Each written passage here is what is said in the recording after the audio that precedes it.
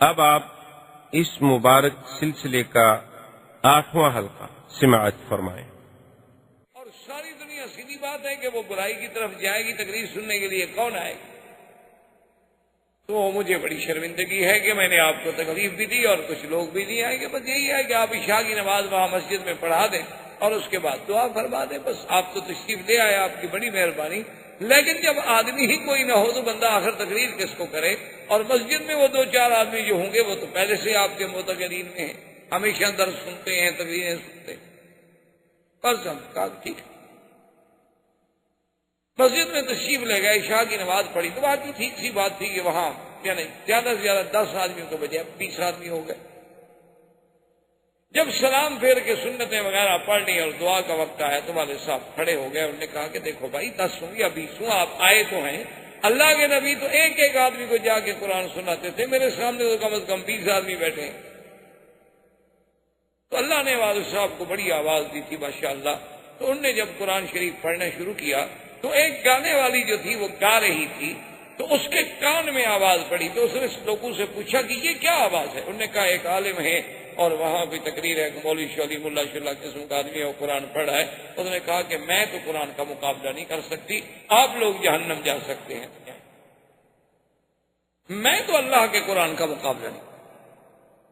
اور انہوں نے کہا کہ دیکھیں جی مجھے پیسے دیں یا نہ، گانا بند، جب تک اللہ کا قرآن پڑھا جائے گا اور تقریر ہوگی میں نہیں گاؤں کسی بھی شکل۔ اللہ کے قرآن کے مقابلے پہ شیطان کا کام۔ اور اس کے بعد پھر وہ باقاعدہ وہاں سے مجلس چھوڑ کے چادر ایک ڈال کے جہاں والے صاحب تقریر فرما رہے تھے وہاں آئی اور پھر سارا مجمع لوٹ آیا، کیونکہ وہ گانا وانا تو بند ہو گیا۔ تو وہاں آگے اس نے ریکویسٹ کی کہ جی میں پیچھے بیٹھ کے قرآن سن سکتی ہوں؟ کہا کہ ہاں سنیں، کوئی ایسی بات نہیں ہے۔ تو اللہ کا قرآن جب پڑھا جائے آدمی کتنا خراب کیوں نہ ہو، آخر انسان ہے۔ یہ اللہ کے قرآن کی تاثیر ہے کہ مقناطیس للقلوب، اللہ نے جیسے کعبے کو بنایا ہے نا دلوں کا مقناطیس، اسی طرح قرآن دلوں کو بدلنے والا۔ شرط یہ ہے کہ ذرا آپ قرآن کو محبت سے اور اخلاص سے پڑھیں، ایک رسم سمجھ کے نہ پڑھیں۔ جیسے بہت سارے ملک ہیں ان میں قرآن موجود، اور اتنی میں پڑھ رہا ہوں، ایک عذاب میں پڑھ رہا تھا کہ ہالینڈ کے ایک علاقے میں جب رابطہ عالم اسلامی کا ایک وفد پہنچا تو وہاں پر جب گئے تو انہوں نے کہا کہ جی یہاں ایک مسجد ہے، اور مسجد میں گئے اور پھر انہوں نے اپنے امام مسجد سے تعارف کرایا کہ جناب یہ ہمارا امام۔ ٹھیک بات چیت ہوتی رہی۔ اب ایسا سنا میں ظہر کی نماز کا وقت آ گیا تو رابطہ کے وفد والوں نے کہا کہ بھی چونکہ یہاں کا امام مسجد موجود ہے تو آپ صرف یہ نہ سمجھیں کہ چلو بھی ہم مکہ شریف سے آئے ہیں لہذا ہم نماز پڑھائیں، نہیں، امام مسجد جو ہے وہ حق ہے لہذا وہ نماز پڑھائے۔ اور دوسری بات انہوں نے کہا کہ ہم تو ویسے بھی 2 رکعت پڑھیں، تو اس لیے بہتر ہے کہ مقامی امام نماز پڑھائے۔ تو انہوں نے فرمایا کہ جب اس امام صاحب نے نماز پڑھنی شروع کی تو اب جناب اللہ اکبر کر کے سبحانک اللہم بھی زور سے پڑھ رہا ہے، اور اس کے بعد سورۃ فاتحہ بھی ظہر کی نماز میں، اور اس کے بعد قل اللہ احد بھی زور سے، پھر رکوع میں سبحان ربی العظیم بھی زور سے، سمع اللہ زور سے، اسی طرح، اور 2 رکعتیں پڑھا کے سلام پھیر دیا۔ ہم نے کہا خدا کے بندے تم نے 2 رکعتیں کیسے پڑھائی؟ انہوں نے کہا ہم تو بات یہ ہے کہ ایک دفعہ میں گیا تھا فلاں جگہ تو وہاں عربوں کا ایک بہت بڑا اجتماع تھا تو انہوں نے ظہر میں 2 رکعتیں پڑھی تھی، حالانکہ وہ جمعہ کا دن تھا، اور شریف آدمی نے جمعہ پڑھا تھا نا، جمعہ اور ظہر میں فرق نہیں کر سکا۔ اور آپ بھی تو کہہ رہے تھے کہ ہم نے 2 پڑھنی ہے، تو میں نے کہا پھر آپ نے جب 2 پڑھنی ہے میں بھی آپ کو 2 پڑھا دوں۔ تو جب ہم نے قرآن کو یوں سمجھا ہوا، اچھا انہوں نے کہا کہ جناب اس کے بعد پھر ہم بلقیق کے ایک شہر میں گئے تو ان سے جب ہم نے پوچھا کہ بھی آپ کا جمعہ کیسے پڑھاتے ہیں، کون پڑھاتے ہیں؟ انہوں نے کہا جی ہم زیادہ جھگڑے میں نہیں پڑھتے، ہم تو مہینے کا فرسٹ سنڈے جو آتا ہے اسی دن جمعہ پڑھ لیں، ہر مہینے میں 1 جمعہ پڑھتے، اور وہ بھی کب پڑھتے ہیں؟ جب پہلا سنڈے ہوتا ہے، تاکہ نہ ڈیٹ تبدیل ہوتی ہے، نہ لوگوں کو آنے میں تکلیف ہوتی ہے، نہ وقت تبدیل ہوتا ہے، اس میں 1 مہینے میں ہم 1 دفعہ جمعہ پڑھ لیتے ہیں۔ اور کیوں بھائی؟ انہوں نے کہا بس ہم نے یہی سنا ہے کہ اسلام میں جمعہ ہے، بس تم نے کہا مہینے میں تو ہم بھی پڑھ لیتے ہیں ایک دم۔ جب یہ عالم ہو دین کا کہ لم یبق من الاسلام الا اسمہ ولا من القرآن الا رسمہ، کہ اسلام کا صرف نام باقی رہ جائے گا اور قرآن بھی صرف کتابوں میں اور صفوں میں لکھا ہوا رہ جائے گا، بڑے بڑے قیمتی کاغذوں میں ہوگا، سونے کے پانی سے لکھائی ہوگی، لیکن عمل کرنے والا کوئی نہیں۔ لیکن قرآن اگر صحیح معنی میں سنا جائے، صحیح معنی میں پڑھا جائے، تو یہ کیسے ہو سکتا ہے کہ پھر انقلاب نہ آئے؟ یہاں تک پہنچے وہ بکا عمر رضی اللہ تعالیٰ عنہ، حضرت عمر رو، اور اس کے فوراً بعد پوچھا کہ یا فاطمہ ایک کام کرو، خباب سے کہو یا سعید سے کہو کہ دلونی الی رسول اللہ، مجھے محمد عربی صلی اللہ علیہ وسلم کے ٹھکانے پہ لے جائیں اور مجھے بتائیں کہ اس وقت حضور کہاں ہوں گے۔ تو خباب کہتے ہیں کہ میں نے کہا کہ حضور اس وقت دار ارقم میں ہوں گے۔ تو اس نے کہا کہ اس وقت گرمی کا ٹائم ہے، کیا مجھے حضور مل لیں گے؟ انہوں نے کہا کہ ایسی بات نہیں ہے، وہ کوئی دنیا کا بادشاہ نہیں، وہ قبیلے کا سردار نہیں، وہ تو رحمت دو جہاں ہے، وہ تو اللہ کا بھیجا ہوا نبی ہے، اللہ کا بھیجا ہوا بشیر و نذیر ہے، وہ تو انتظار میں ہے کہ آنے والا میرے پاس کب آ۔ فجاء عمر، حضرت عمر آئے، دروازے کو ناک کیا، اب اندر سے جھریوں سے دیکھا، صحابہ نے جو اندر موجود تھے ان میں سیدنا حمزہ رضی اللہ تعالیٰ عنہ بھی موجود۔ انہوں نے جب دیکھا تو آپ حضرت عمر اتنی دیر میں لباس تو بدل نہیں سکتے تھے، لباس تو وہی تھا، وہی آپ نے جو جنگ کے لیے تیاری کی ہوئی تھی، باقاعدہ ہتھیار سجائے ہوئے ہیں، اور جناب کمان پیچھے لٹک رہی ہے اور تیروں کی تھیلیاں لٹک رہی ہیں اور تلوار ایک لٹک رہی ہے اور ایک ہاتھ میں ہے، اور جناب اسی عالم میں ہیں۔ تو انہوں نے کہا کہ یا رسول اللہ، عمر دروازے پہ آیا ہے لیکن اس کی نیت اچھی نہیں معلوم ہوتی، کیوں اگر وہ ملنے کے لیے آتا یا اچھی نیت کے ساتھ آتا تو کبھی پھر تلواریں اٹھا کے تو نہ آتا۔ جو آدمی ملنے کے لیے آتا ہے وہ تلواریں لے کر تو نہیں۔ حضرت حمزہ رضی اللہ تعالی عنہ اسد اللہ و اسد رسول، ام رسول اللہ، میرے مدنی کے چچا ہیں جن کا لقب ہے اللہ کے شیر، اللہ کے رسول کے شیر۔ حضرت حمزہ عین شباب ہے، بچپن ہے، ابھی ابھی گویا یوں سمجھے جیسے ہم کہتے ہیں نا مسیں بھیگ رہی ہیں، ابھی ابھی بال نکل رہے ہیں۔ حضرت حمزہ نے کہا کیا کہہ رہے ہیں، کیا بات کر رہے ہیں؟ کھول دو دروازہ، آنے دو عمر کو۔ اگر عمر کی نیت ٹھیک ہے، اگر عمر کسی صحیح ارادے سے آیا ہے تو ہم اپنی آنکھیں بچھانے کے لیے تیار ہیں، اور اگر عمر کی نیت خراب ہے اور اس نے میرے مدنی سرکار کو تکلیف دینے کی کوئی بات سوچی ہے تو خدا کی قسم ہے تم گواہ ہو جاؤ کہ تلوار بھی عمر کی ہوگی اور گردن بھی عمر کی۔ کوئی اکیلا مکے میں عمر بہادر پیدا ہوا؟ کھول دو دروازہ، آنے دو عمر کو، دیکھتے ہیں کیا کرتے۔ دروازہ کھولا، عمر تو پہلے بیٹھ چکے تھے، نظریں جھکی ہوئی ہیں، حضور کے سامنے آئے۔ ایک روایت میں آتا ہے فَجَذَبَهُ بِثَوْبِهِ، حضور پاک نے کپڑے سے پکڑ کے جھٹکا دیا، فرمایا ابھی تک وہ وقت نہیں آیا عمر، ما آنا وقت اسلام کا یا عمر، کیا ابھی تمہارا وقت نہیں آیا کہ تم اسلام لے آؤ؟ کیا ابھی وقت نہیں آیا کہ تم ایک خدا کی توحید کو سمجھو؟ کیا ابھی وقت نہیں آیا کہ تم بتوں کی عبادت سے باہر نکلو؟ کیا ابھی وقت نہیں آیا کہ تم محمد مدنی کی رسالت کا اقرار کرو؟ عمر کیا ہے؟ ابھی حضور کہہ رہے ہیں، انہوں نے کہا اشہد ان لا الہ الا اللہ واشہد ان محمد رسول اللہ، فکبر رسول اللہ فکبر اصحابہ۔ جب حضرت عمر نے کہا اشہد ان محمد رسول اللہ، حضور اتنی خوشی ہو رہا، اللہ اکبر، سب صحابہ نے اللہ اکبر کے نعرے بلند، تکبیر کی دھوم ہو گئی، حضرت عمر مسلمان ہو گئے رضی اللہ تعالی عنہ۔ اور اس کے بعد بیٹھے ہیں، ایک صحابی نے کہا عمر تم تو تلواریں اٹھا کے قتل کے ارادے سے نکلے تھے، لیکن تمہیں پتہ نہیں ہے کہ رات تیرے لیے محمد عربی اللہ کے کعبے میں بیٹھ کے دعائیں کر رہے تھے کہ اللہم اعز الاسلام بأحد الامرین، کہ میرا اللہ ان دو میں سے ایک کو مسلمان کر دے، یا عمر کو مسلمان کر دے یا عمر ابن ہشام کو مسلمان کر دے۔ محمد عربی تو تیرے لیے دعائیں کر، حضرت عمر رضی اللہ تعالی عنہ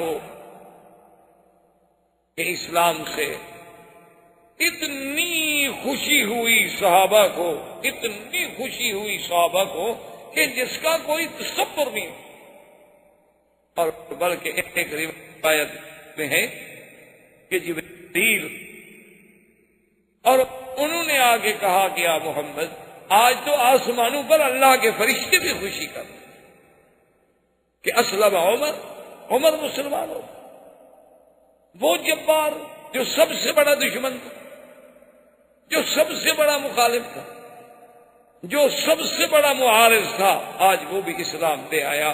تو کچھ دیر گزر گئی تو اس کے بعد عمر رضی اللہ تعالی عنہ نے حضور کی خدمت میں عرض کیا کہ یا رسول اللہ میں ایک بات کہتا ہوں۔ حضور نے فرمایا کہو عمر کیا بات؟ اس نے کہا حضور السنا علی الحق وهم علی الباطل۔ عمر ہے نا جی، اب کریے زبان ہے، یہ تو عمر ہے نا جسے تاریخ مانتی ہے، دنیا مانتی ہے، تاریخ انسانیت میں ایسے لوگ بڑے کم پیدا ہوئے، اتنے بڑے جینیس۔ اس نے کہا کہ یا رسول اللہ صلی اللہ علیہ وسلم السنا علی الحق وهم علی الباطل، کیا یہ بات ٹھیک نہیں کہ ہم حق پر ہیں اور مکے کے مشرکین جو ہیں وہ باطل پہ ہیں؟ حضور نے فرمایا بالکل۔ اس نے کہا حضور یہ کیا بات ہوئی کہ یعبد اللات والعزیٰ، کہ لات و عزیٰ جیسے جھوٹے خداؤں کی عبادت تو کھل کے کی جائے مکے میں، جھوٹے معبودان باطلہ، منات ہے، لات ہے، عزیٰ ہے، یہ کیا ہے؟ اب تو میری آنکھیں کھل گئی ہیں نا، یہ تو حجر ہے، اصنام ہے، کیا ہے؟ کچھ بھی نہیں۔ ان کی عبادت جو ہے یعبد اللات والعزیٰ فی المسجد، مسجد الحرام میں لات عزیٰ کی عبادت تو کھل کے کی جائے، اور ہم سچے خدا کی عبادت جو ہے وہ کبھی مکانوں کے اندر، کبھی دار ارقم میں، کبھی بیت ام ہانی میں چھپ چھپ کے کریں یا رسول اللہ، یہ میری غیرت کا وعدہ نہیں کرتی۔ کم از کم ہم 40 مسلمان ہیں، آپ حکم دیں صحابہ کو، آپ آگے چلیں، مسلمان آپ کے پیچھے چلیں، ایک طرف عمر ہوگا، ایک طرف حمزہ ہوگا۔ آج ہم دیکھتے ہیں کہ کون قریش ہم کرو، آج بھی مہربانی کریں، ہمیں ایک دفعہ تو کھل کے عبادت کر رہے تھے۔ حضور صلی اللہ علیہ وسلم راضی ہو گئے۔ تو اب اس منظر پہ یعنی آپ غور کریں کہ آج وہ دعوت سری جو تھی عمر کے آنے سے، ذرا اپنا دعوت بعثت کے بعد اللہ کے نبی کی جو دعوت تھی، توحید کی دعوت، آج اس کا رنگ بدلا کہ وہ اندر سے باہر آ۔ پہلے دعوت ہوتی تھی لیکن علیحدہ گھروں میں چپکے سے۔ آگے حضور صلی اللہ علیہ وسلم ہیں اور پیچھے 40 صحابہ ہیں، دائیں آپ کے سیدنا حمزہ ہیں، بائیں حضرت عمر ہیں، اور سب صحابہ جو ہیں، ایک حدیث میں آتا ہے، ایک روایت میں آتا ہے کہ بس تھوڑے تھوڑے وقفے سے یہ کہہ رہے ہیں کہ لا الہ الا اللہ، اللہ اکبر،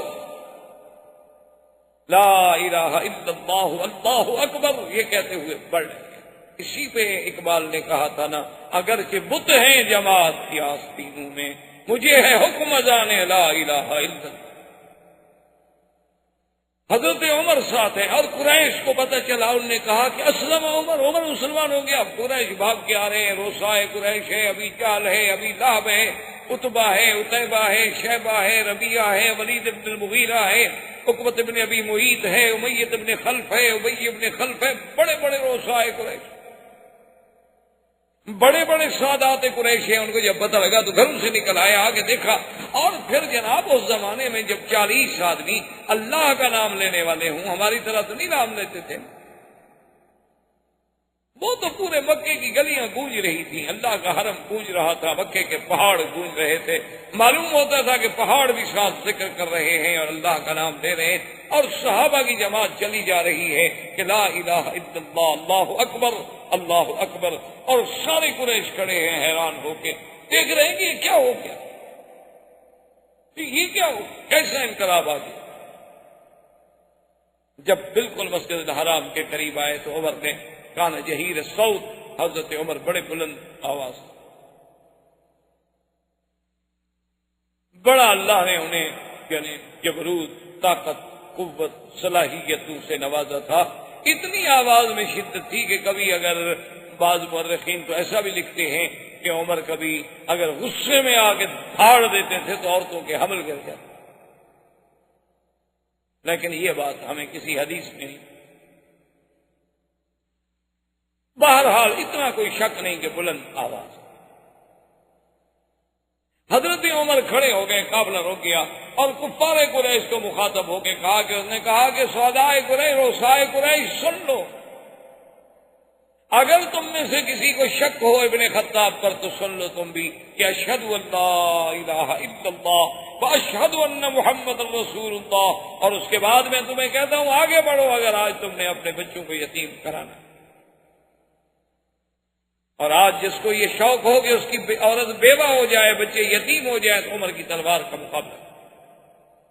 اب قریش تو ان کے لیے تو یہ صدمہ ایسا تھا نا کہ اسی میں وہ آدھے پاگل ہو گئے، ان کی ہمتیں تو اسی میں ٹوٹ چکی تھی کہ پہلے تو مسلمان ہوتا تھا نا جی، خباب، حضرت بلال، یاسر، عمار، بی بی سمیہ، بی بی نہدیہ، غریب ضعیف کمزور لوگ، عبداللہ ابن مسعود رضی اللہ تعالیٰ عنہ آئے، ابی ذر رضی اللہ تعالیٰ عنہ آئے، بڑے ضعفاء لوگ تھے۔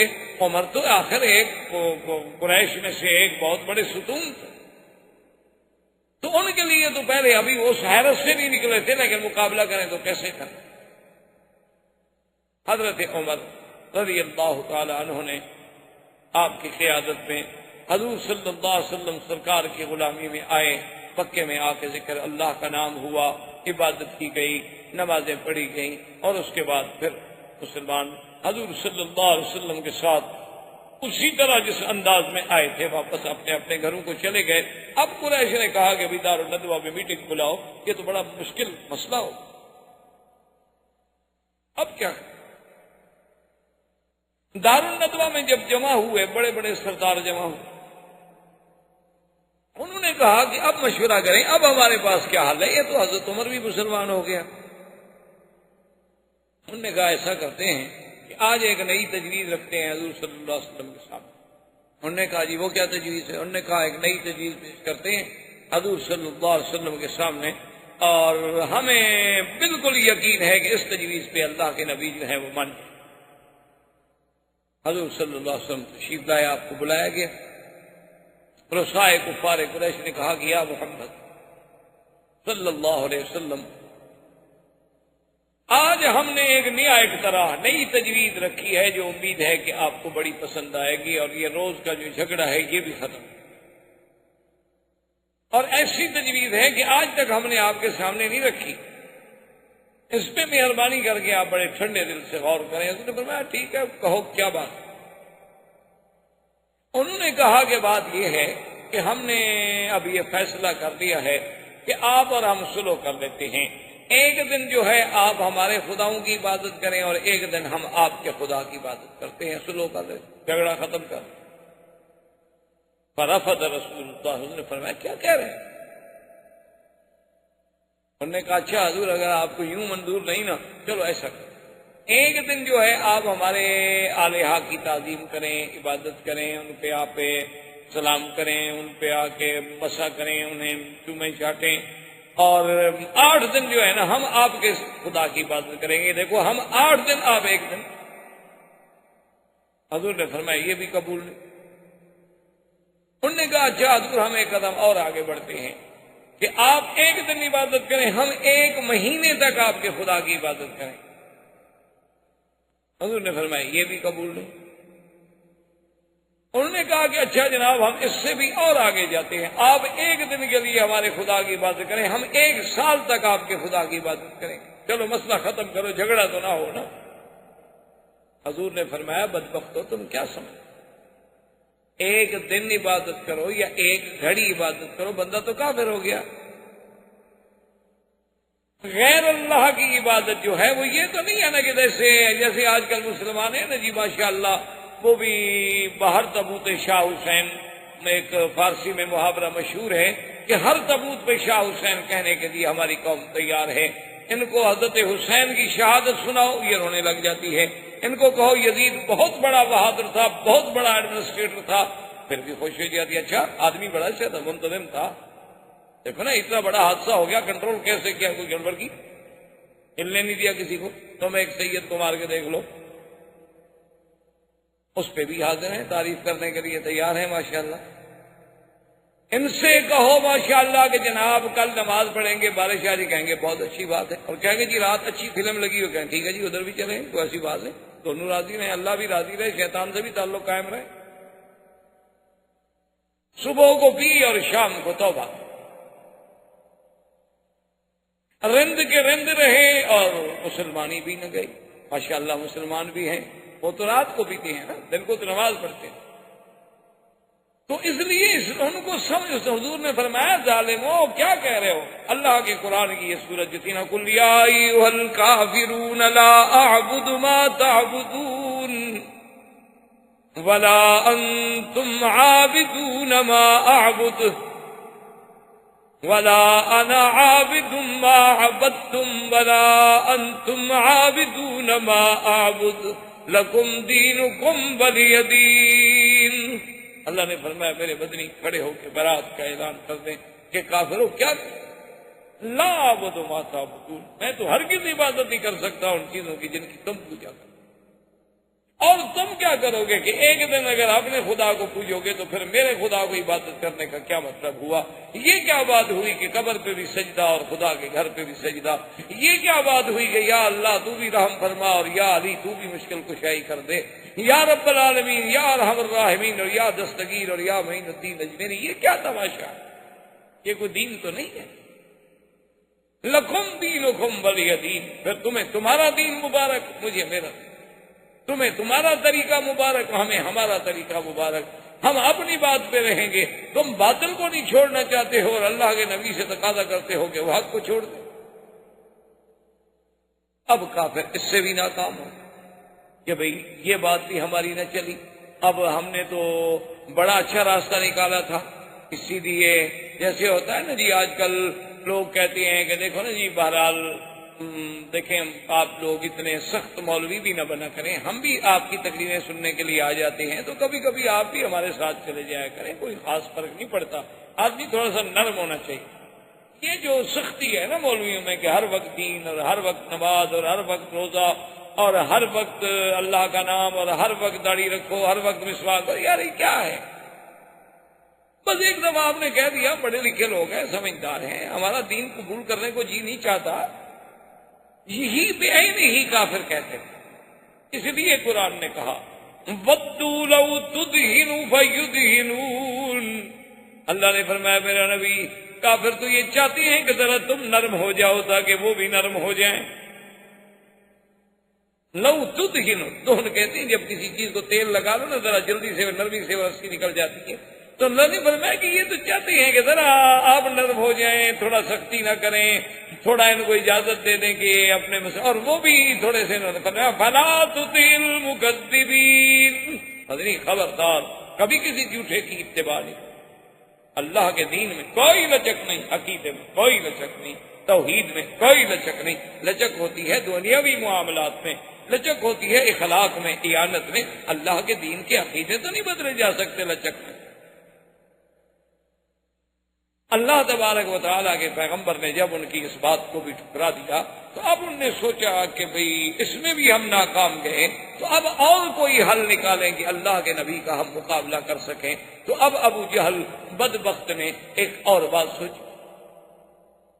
وہ آیا اور کہنے لگا کہ محمد عربی صلی اللہ علیہ وسلم, آپ ہمارے خداؤں کو گالی دیتے ہیں, لات کو برا کہتے ہیں, عزا کو برا کہتے ہیں, منات کو برا کہتے ہیں. میں آپ کو روک رہا ہوں, اگر آپ نے پھر ان کو برا کہا تو میں آپ کے خدا کو گالی دوں گا. اللہ کے نبی نے فرمایا کہ ابو جہل بدبخت, ہمیں تو خدا نے منع کیا ہے کہ کسی غیر کے بت کو بھی ہم گالی, اب تمہارے خداؤں کو کب گالی دیتے. ہمارا دین تو ہمیں یہ اجازت ہی نہیں دیتا کہ ہم کسی کو گالی دیں, ہم کسی کے دین کو گالی دیں. ہمارے اسلام میں یہ گنجائش نہیں ہے. تم کیا کہہ رہے ہو کہ ہم تمہارے خداؤں کو ہم تو کہتے ہیں کہ یہ خدا نہیں ہے. تم اس بات کو اگر گالی سمجھتی ہوتی ہے الگ بات. ہم تو یہ کہتے ہیں کہ یہ تمہارے ہاتھوں کے بنائے ہوئے بت ہیں, یہ تمثیلات ہیں, یہ شکلیں ہیں, یہ صورتیں ہیں, تم نے خود گھڑی ہوئی ہیں. اللہ نے کوئی ان کا حکم نہیں دیا, کوئی تمہارے پاس اس پہ دلیل کوئی نہیں, اور نہ ہی یہ آلہہ ہیں. بلکہ یہ ایک جھوٹی تصور و تخیل کی ایک اپنی بنائی ہوئی دنیا ہے جس کا حقیقت سے کوئی تعلق نہیں. ہم تو تمہیں یہ بات کہتے ہیں، اسی کو تم قاضی سو. انہوں نے کہا بہرحال کچھ ہو، میں یہ اب برداشت نہیں کروں گا کہ کوئی ہمارے خداؤں کی بےعزتی.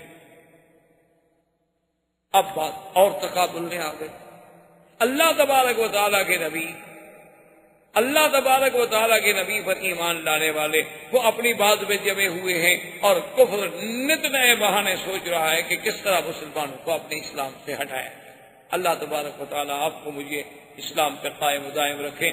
وما علینا الا البلاغ. اللہم سلمنا ولا تسلمنا وامنحنا ولا تمتحنا. اللہم اکرمنا ولا تہنا. اللہم زدنا ولا تنقصنا. اللہم اعطنا ولا تحرمنا. اللہم آسرنا ولا تؤثر علینا. اللہم اجعلنا فی زمانک و امانک و احسانک.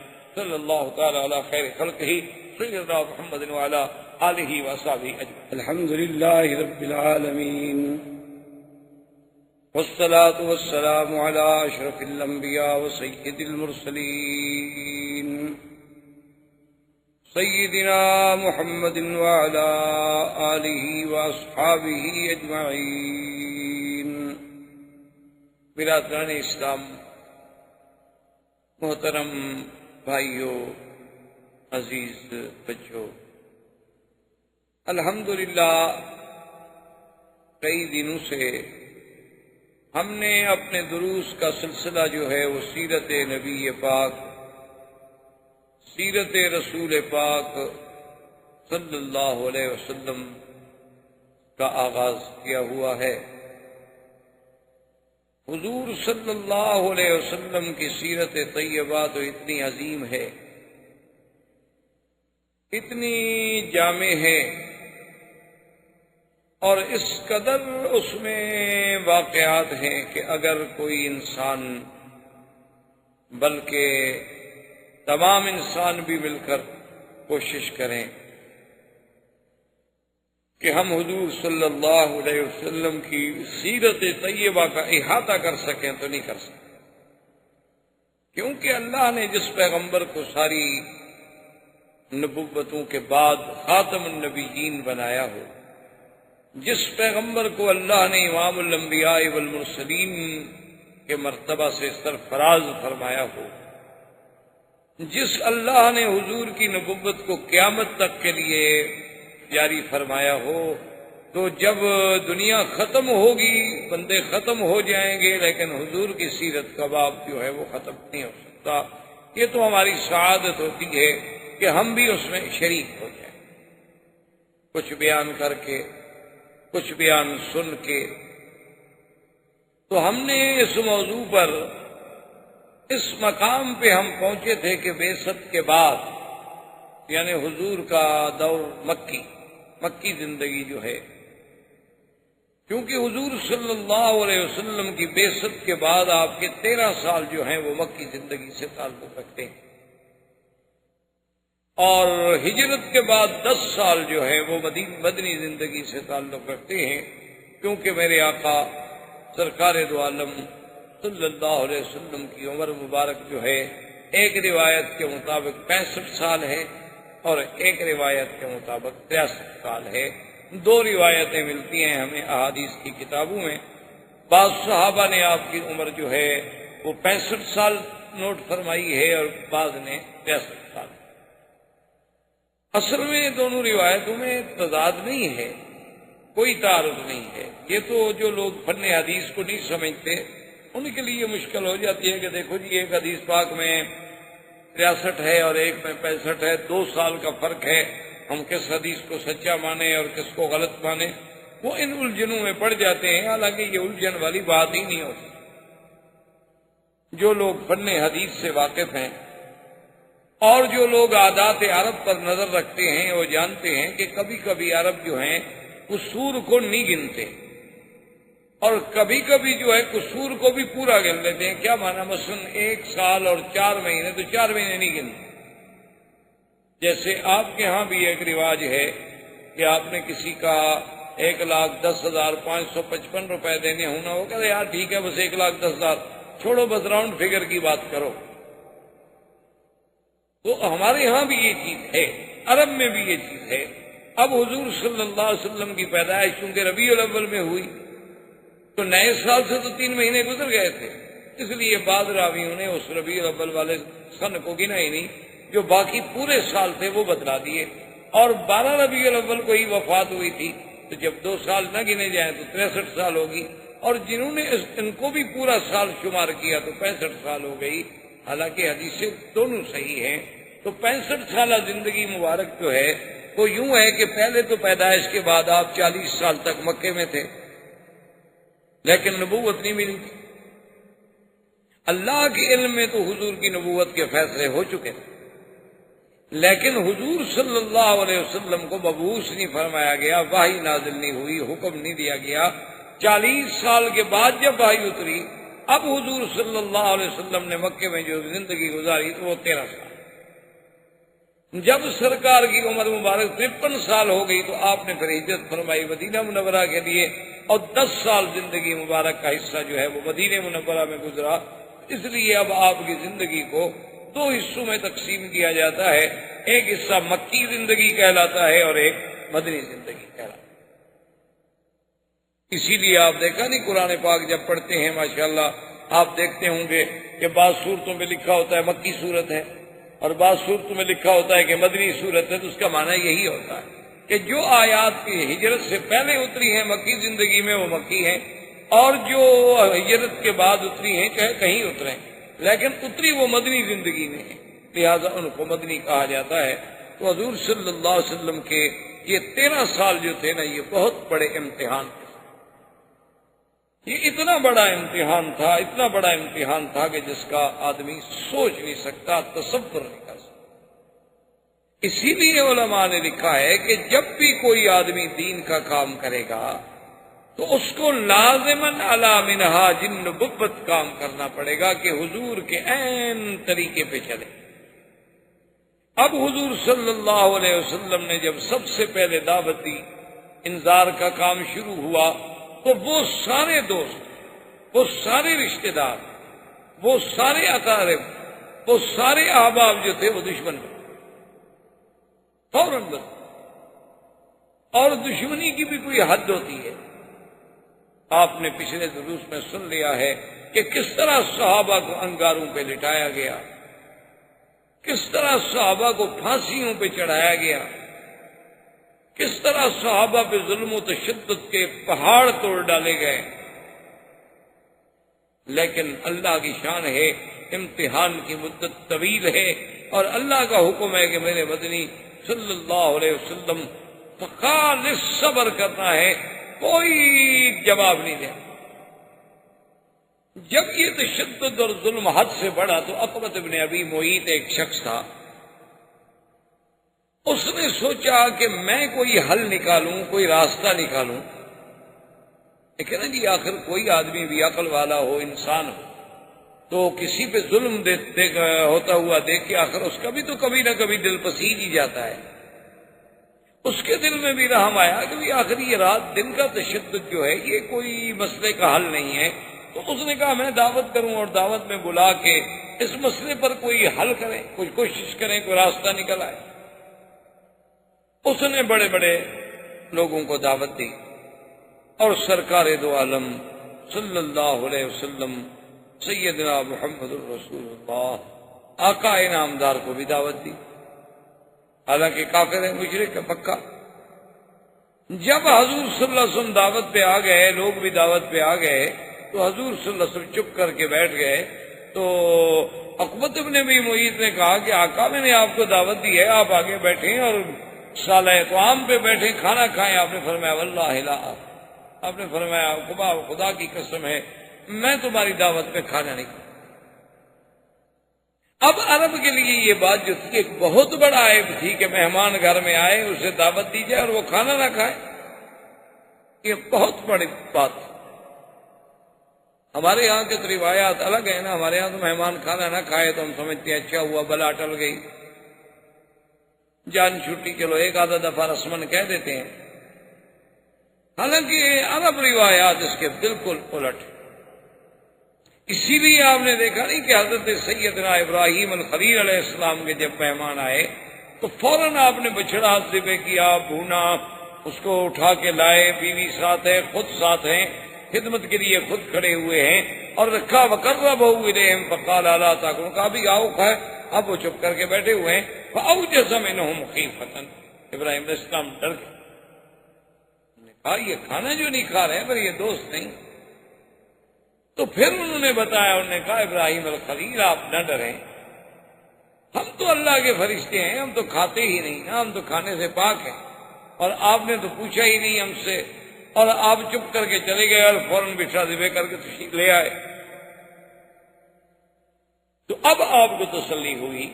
تو کسی کا کھانا نہ کھانا جو ہے یہ کوئی معمولی سی بات نہیں ہوتی، اور یہ بہت بڑی اہانت شمار ہوتی تھی کہ میں نے دعوت کی ہے اور مہمان کھانا نہیں کھاتا۔ تو عقبۃ ابن ابی معیط نے جب بڑی منتیں کی، بڑا اصرار کیا، اپنی سر توڑ کوشش کی، آخر اس نے کہا کہ یا رسول اللہ صلی اللہ علیہ وسلم اس کا کوئی حل ہے؟ حضور نے فرمایا بالکل حل موجود ہے۔ اس نے کہا کیا؟ فرمایا حتی تسلم، فرمایا عقبہ اگر تم کلمہ پڑھ لو، مسلمان ہو جاؤ، تو پھر میں کھانا کھاؤں۔ اللہ کے نبی کی شان ہے نا کہ وہ مشرک کا کھانا نہیں کھاتا۔ اب اس نے دیکھا کہ میں کیا کروں، حالانکہ اس کا کوئی اسلام کا خیال تو نہیں تھا، لیکن اس نے دیکھا کہ بھئی اب میری تو ناک کٹ جائے گی کہ بھئی اس کے کھانے میں مہمان آئے اور کھانا نہیں کھایا۔ اس نے کہا کہ اشہد ان لا الہ الا اللہ واشہد ان محمد رسول اللہ، چلو حضور میں مسلمان ہوتا ہوں، آپ کھانا کھائیں۔ آپ نے کہا ٹھیک ہے، اب میں کھانا کھاتا ہوں۔ جب حضور صلی اللہ علیہ وسلم کھانا تناول فرما کے واپس تشریف لے گئے تو قریش کے لوگ تو موجود تھے، انہوں نے کہا یہ تم نے کیا کیف اسلم؟ انہوں نے کہا کمال ہے بھائی، میری عزت کا مسئلہ تھا اور اب میں اسلام لا چکا ہوں۔ لیکن ابی ابن خلف وہ بھی مشرک، اس نے ساتھیوں سے کہا کہ ٹھیک ہے تم بحث نہ کرو، یہ جانے اور میں جانوں۔ اس نے اس سے اتنا مجبور کیا، اتنا مجبور کیا، اتنا مجبور کیا کہ اس نے کہا کہ اچھا ٹھیک ہے میں دین نبی چھوڑنے کے لیے تیار ہوں، بس تم لوگ ایسا نہ ہو کہ ساری برادری مجھ سے ناراض ہو جائے تو میں دین۔ انہوں نے کہا کہ نہیں، ہم اس طرح نہیں مانیں گے، ہم تو تب مانیں گے۔ اس بدبخت نے کہا نعوذ باللہ کہ تم جا کر حضور صلی اللہ علیہ وسلم کو سامنے کھڑے ہو کے کہو کہ میں نے اسلام کو چھوڑ دیا ہے، اور نعوذ باللہ حضور کی طرف تھوک کے آؤ۔ تو یہ وہ عقبۃ ابن ابی معیط ہے، یعنی آپ اندازہ کریں کہ اللہ کا نبی بیٹھا ہو حرم میں اور ایک آدمی آ کے تھوک دے، حضور کے دل پہ کیا گزری۔ آج تو آپ تھوڑا سا بھی دین کا کام کریں، تھوڑی سی آپ کسی کو دین کی بات کریں، وہ ناراض ہو جائے تو آپ کہتے ہیں ایک دیکھو جی میری بےزتی ہو گئی، ٹھیک ہے چھوڑو یار، آئندہ ہم نہیں کریں گے، ہمیں کیا پڑی ہے کہ ہم خواہ مخواہ اپنی بےزتی کراتے رہیں۔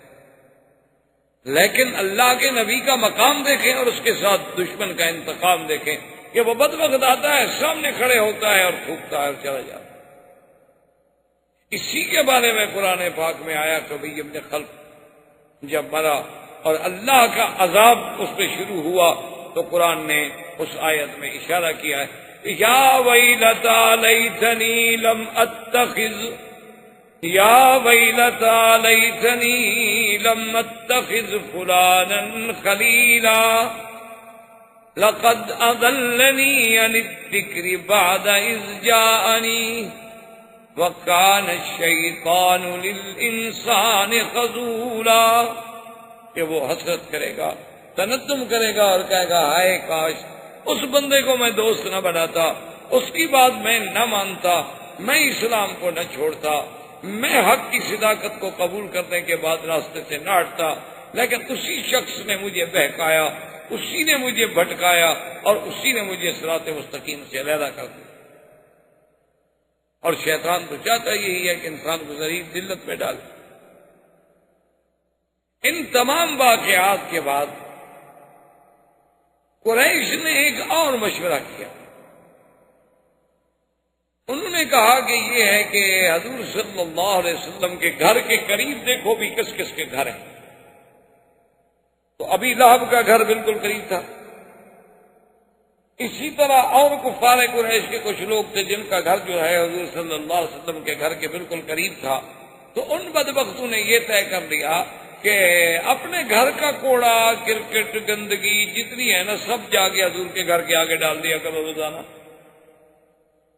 اب اس زمانے میں یہ تو تھا نہیں کہ بلدیہ کی گاڑیاں آئیں گی، ملازم آئیں گے، وہ جھاڑو لگائیں گے، صفائی کریں گے، تو کوئی دور ہی نہیں تھا۔ ہر آدمی کو اپنے گھر کی صفائی کرنی پڑتی تھی، اور اگر کوئی بڑا آدمی ہوا تو اسے ذاتی نوکر رکھ لیے، اور حضور صلی اللہ علیہ وسلم کے پاس تو نوکر تھا کوئی نہیں۔ یعنی آپ اندازہ کریں انتقام کی شکلوں کا کہ وہ جناب سارا جو ہے نا نعوذ باللہ روزانہ کا انہوں نے معمول بنا دیا کہ جب ان کے گھر کا کوڑا کرکٹ اکٹھا ہو جائے وہ رات کو آگے حضور کے گھر کے آگے ڈال کے چلے جائے۔ اب ایک آدمی کے گھر کا کوڑا کرکٹ بھی ہٹانا مشکل ہوتا ہے، جبکہ 10 گھروں کا نعوذ باللہ روز ڈال دیا جائے تو کیا عالم ہوگا۔ اور پتہ ہے حضور روایات میں آتا ہے، صرف اتنی فرماتے ہیں، جب کھڑے ہوتے فرماتے اہذا حق الجوار، بس، اور صرف اتنی بات حضور فرماتے کہ کیا ہمسایہ گیری کا یہی حق ہے جو تم کر رہے ہو؟ چلو تمہیں میری نبوت پر ایمان نہیں، تمہیں میری رسالت پر ایمان نہیں، لیکن ہمسایہ گیری کے بھی تو کچھ اصول ہے نا۔ اور اسلام نے تو ہمسائے کو اتنا بڑا مقام دیا ہے، اتنا بڑا مقام دیا ہے کہ صحیح حدیثوں میں موجود ہے کہ حضور نے فرمایا جبریل یوصینی فی الجار فخفت ان یورثہ، کہ اللہ تبارک و تعالیٰ نے بار بار جبریل کو بھیجا کہ ہمسائے کے حقوق کا خیال کرو، ہمسائے کے حقوق کا خیال کرو۔ حضور نے فرمایا میں تو ڈر گیا کہ کہیں پتہ نہیں اللہ تبارک و تعالیٰ ہمسائے کو بھی میراث میں حقدار بنائیں گے کہ جیسے بیٹے بیٹیوں کو حصہ دیتے ہو ہمسائے کو بھی حصہ دو، یعنی اتنا بڑا حق ہے۔ اور عرب کا ایک محاورہ بھی ہے کہ الجار جار ولو جار، کہ جار جو ہے ہمسایہ ہمیشہ ہمسایہ ہی ہوتا ہے، چاہے وہ ظالم بھی کیوں نہ ہو، چاہے ظلم بھی کیوں نہ ہو، آخر ہمسایہ۔ اور حق الجوار جو ہے یہ تو بڑی مشہور سی بات، تو حضور صرف اتنی بات فرماتے اہذا حق الجوار، مکے والو یہی ہمسایہ گیری کا حق ہے جو تم کر رہے۔ لیکن انہوں نے کہاں باز آنا تھا، وہ تو دشمن تھے، ان کا تو پروگرام ہی یہی تھا کہ حضور صلی اللہ علیہ وسلم کو اتنا ستایا جائے، اتنا تنگ کر دیا جائے کہ اللہ کا نبی جو ہے دعوت توحید کی تبلیغ سے باز آ جائے۔ ایک دن ابو جہل بدبخت نے ایک اور تجویز سوچ لی، اس نے سب قریش کے سردار بیٹھے ہوئے تھے، اس نے کہا بھی بات سنو، یہ گھر کے آگے ہم نے گندگی ڈالی ہے، سب کچھ کیا ہے، راستے میں بھی کوڑا کرکٹ ڈالا ہے، کبھی کبھی حضور پہ بھی پھینک دیتے تھے بدبخت، لیکن اس سے بھی تو حضور کی دعوت میں کوئی کمی نہیں آئی، تو اب ایسا کریں کہ جب حضور اللہ کے گھر میں عبادت کر رہے ہوں نا تو اسی قسم کی کوئی کوڑا کرکٹ جو ہے حضور کی نماز کی حالت میں حضور کے اوپر ڈالے۔ چلو بھی جتنے آدمی بیٹھے تو نے کہا بتاؤ کون ایسا کرے گا؟ تو یہ عقبۃ ابن ابی معیط اس نے کہا کہ میں کروں۔ یہ اسی انتظار میں تھا کہ ایک دن کچھ لوگ آئے، انہوں نے آ کر ایک اونٹ ذبح کیا، ان کی عادت تھی نا کہ بتوں کے آستان پہ آ کے اونٹ چڑھاتے تھے اور دمبے اور جانور ذبح کرتے تھے۔ انہوں نے جب اونٹ کو ذبح کیا تو زمزم کے اس طرف حضور صلی اللہ علیہ وسلم بھی عبادت میں نماز میں مشغول تھے، اور آپ زیادہ تر نماز پڑھتے تھے ما بین الرکنین، حجر اسود اور رکن یمانی کے درمیان، زیادہ حضور یہاں بیٹھ کے نفل پڑھتے، نماز پڑھتے۔ اور وجہ علماء نے یہ بھی لکھی ہے کہ یہاں سے جب آپ یوں کھڑے ہوتے مسجد اقصیٰ کی طرف رخ کرتے تو یہ کعبہ بھی تو درمیان میں آ جاتا تھا، نماز اسی کی طرف پڑھتے، لیکن کھڑے ایسی جگہ ہوتے کہ یہ کعبۃ اللہ جو ہے یہ بھی درمیان میں رہے۔ تو سرکار دو عالم صلی اللہ علیہ وسلم نماز پڑھ رہے کہ انہوں نے اونٹ ذبح کیا، اور اس کا اندر کی جو آنتیں اور امعاء اور اندر کی جو اس کا سارا یعنی گندگی کا بھرا ہوا مجموعہ تھا، اس عقبۃ ابن ابی معیط بدبخت نے وہ وہاں سے اٹھایا، فجعل علی راسہ، سرکار دو عالم کے سر مبارک پہ، حضور سجدے میں ہے اور سر پہ رکھے، اور حضور کی زبان پہ جاری ہے سبحان ربی الاعلی، سبحان ربی الاعلی، سبحان ربی الاعلی، اللہ تیری ذات بہت بلند ہے، ہر چیز سے ہر نقصان سے پاک ہے، حضور صلی اللہ علیہ وسلم اسی سجدے کی حالت میں، تیرا تاریخوں میں آتا ہے، روایات میں آتا ہے کہ جب قریش نے دیکھا فضحکوا ضحکا، اتنا ہنسے کہ ایک دوسرے پہ گر رہے ہیں اور ٹوٹ پڑ رہے ہیں، وہ دیکھو جی اللہ کے نبی، دیکھو کیسے عبادت کر رہا ہے، کہ دیکھو جی اونٹ اوپر ہے اور اللہ کا نبی نیچے ہے اور سارے چہرے پہ خون ہے اور ساری اس کی گندگی ہے اور کافر خوش ہو رہے ہیں۔ میرے بھائی، آپ کو اور ہمیں تو اللہ کے راستے میں پتہ نہیں کبھی کانٹا بھی لگا ہے کہ نہیں لگا۔ آپ کو اور ہمیں اللہ کے دین کی تبلیغ میں کبھی کسی نے کوئی بات بھی کہی ہے کہ نہیں کہی، بلکہ آج کل تو ماشاءاللہ مولوی صاحبان کو دعوتیں ہوتی ہیں، بڑے بڑے کھانے ہوتے ہیں، پھر سواریاں آتی ہیں، اس کے بعد جناب اہتمام ہوتے ہیں، آرام ہوتے ہیں، تو یہ لیکن اللہ کے نبی کی دعوت کا انداز دیکھیں کہ ذرا آنکھیں بند کر کے تصور تو کریں کہ عالم کیا ہوگا۔ آپ خود سوچ رہے ہیں کہ اگر آپ سجدے کی حالت میں ہوں اور آپ کے ساتھ کوئی ایسا کریں تو آپ پہ کیا دعا۔ لیکن چونکہ اللہ کے نبی اللہ کے احکام کے پابند ہوتے ہیں، حضور اسی حالت میں ہیں۔ عبداللہ ابن مسعود رضی اللہ تعالیٰ عنہ آئے، انہوں نے دیکھا کہ اس حالت میں اللہ کے نبی ہیں، وہ فرماتے ہیں لیکن میں ضعیف تھا، کمزور تھا، اب میری طاقت ہوتی تھی کہ اتنے قریش کا میں مقابلہ کر سکوں، میں چپکے سے گیا اور میں نے جا کے حضرت فاطمہ الزہرا رضی اللہ تعالیٰ عنہ حضور صلی اللہ علیہ وسلم کی بیٹی کو جا کے کہا کہ یہ واقعہ حرم میں ہو گیا، لیکن میں تو کچھ نہیں کر سکتا۔ اور سیدہ فاطمہ الزہرا رضی اللہ تعالیٰ عنہ کا بھی بچپن ہے، بالکل بچپنا ہے، لیکن آپ آئیں غصے میں اور اللہ نے اتنی قوت دی کہ بی بی صاحبہ نے پکڑا اور اتارا حضور صلی اللہ علیہ وسلم کے سر مبارک سے، اور حضور نے بھی سجدے سے سر اٹھایا تو بی بی فاطمہ الزہرا نے جب دیکھا کہ سامنے قریش کے سردار اور روسا جو ہے کھڑے ہنس رہے ہیں تو نے کہا اللہم علیہ، یا اللہ ان بدبختوں کو پکڑ جنہوں نے تیرے نبی کے ساتھ اتنا بڑا ظلم کیا، تیرے پیغمبر کے ساتھ اتنا بڑا ظلم کیا۔ یعنی مقابلے کی بھی کوئی حد ہوتی ہے، گستاخی کی بھی کوئی حد ہوتی ہے، یہ بھی کوئی یعنی انسانیت ہے۔ اگر ذرہ کے برابر بھی کوئی رمق باقی ہو تو کوئی انسان ایسی حرکت سوچ سکتا۔ حضور صلی اللہ علیہ وسلم بھی غصے میں آ گئے، حضور نے بھی فرمایا اللہم علیک بعقبہ، اللہم علیک بعتبہ، اللہم علیک بشیبہ، اللہم علیک بالولید بن المغیرہ۔ آپ نے فرمایا کہ یا اللہ ان سب پر اپنا قہر نازل کر، ان کو اپنے قہر میں پکڑ لے۔ تو صحابی کہتا ہے کہ جب حضور کے مبارک منہ سے یہ لفظ نکلے تو میں نے دیکھا کہ کافروں کے رنگ جو تھے وہ اڑ گئے اور سب پریشان ہو گئے، جو پہلے ہنس ہنس کے ٹوٹ رہے تھے اب ایسے ہو گئے جیسے ان کے چہرے پہ کوئی خون ہی نہیں ہے۔ انہوں نے کہا کچھ ہو لیکن محمد کی دعا لگی کیا،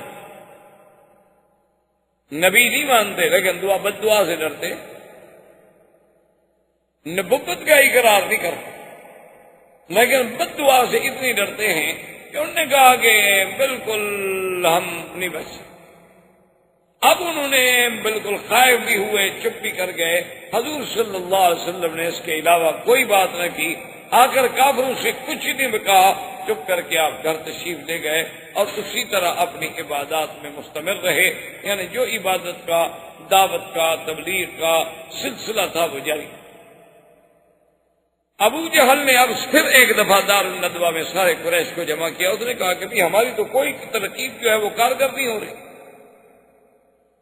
اور خدا کی شان دیکھو کہ اسی اثنا میں ایک عجیب حادثہ ہوا کہ جو مسلمان ہجرت کر کے تشریف لے گئے تھے نا حبشہ کی طرف، جن کے بارے میں آپ پہلے پڑھ چکے ہیں، اب ان کا عدد جو تھا تقریباً 83 پر پہنچ چکا تھا، 80 اور 3 آدمی جو تھے وہ بیوی بچوں کے ساتھ حبشہ میں دن گزار رہے تھے، اور ماشاءاللہ وہاں کا بادشاہ اچھا تھا، کسی پہ ظلم و ستم کرتا نہیں تھا، ان کی زندگی بڑی اچھی گزر رہی تھی۔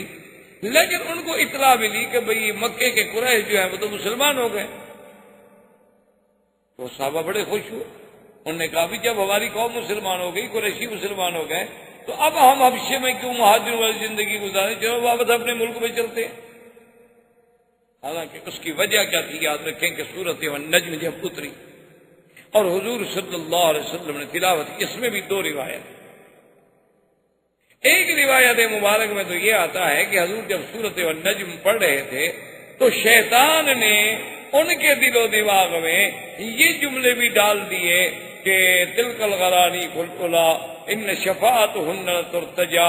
تو دیکھا کہ اچھا آج تو حضور ہمارے بتوں کی بھی تعریف کر رہے ہیں، تو اب جب حضور سیدھے میں گئے تو کافر بھی سیدھے میں چلے گئے. ایک روایت یہ بھی ہے، اور ایک روایت میں اس قصے کا کوئی ذکر نہیں، بلکہ یہ ہے کہ جب حضور نے سورۃ النجم پڑھی، اللہ کا قرآن اور زبان محمد مصطفیٰ صلی اللہ علیہ وسلم، آپ جب اس آیت پہ آخر میں پہنچے گے هذا نذير من النذر الأولى أزفت الآزفة ليس لها من دون الله كاشفة. اللہ تبارک و تعالیٰ کے نبی کو اللہ نے جب وائی بھیجی تو اس میں تھا آزفت الآزفہ، قریب آ گئی، وہ قریب آنے والی یعنی قیامت. اور یہ اللہ تبارک و تعالیٰ کی طرف سے نذیر ہے، ڈرانا ہے، اور قیامت کو کوئی روک نہیں سکتا. اور تمہارا حالت یہ ہے کہ أفمن هذا الحديث تعجبون وتضحكون ولا تبكون وأنتم سامدون فاسجدوا لله واعبدوا. اللہ نے حکم دیا کہ یہ کیسے لوگ ہیں جو قرآن افمن هذا الحديث تعجبون، اللہ کے قرآن سے تم تعجب میں آتے ہو کہ یہ کیسا کلام، اللہ کا قرآن سن کیسے لوگ، اور اللہ کا قرآن اور نبی کی باتیں سن کے تم ہنستے ہو. حالانکہ چاہیے تو یہ تھا کہ تمہارے اندر کوئی جذبہ پیدا ہوتا، تمہارے اندر خوف پیدا ہوتا، خشیت پیدا ہوتی، تم ڈرتے، تم اللہ کے ذکر سے روتے. اللہ والے تو اللہ کا قرآن سن کر ان کی تو ہچکیاں بن جاتی تھیں.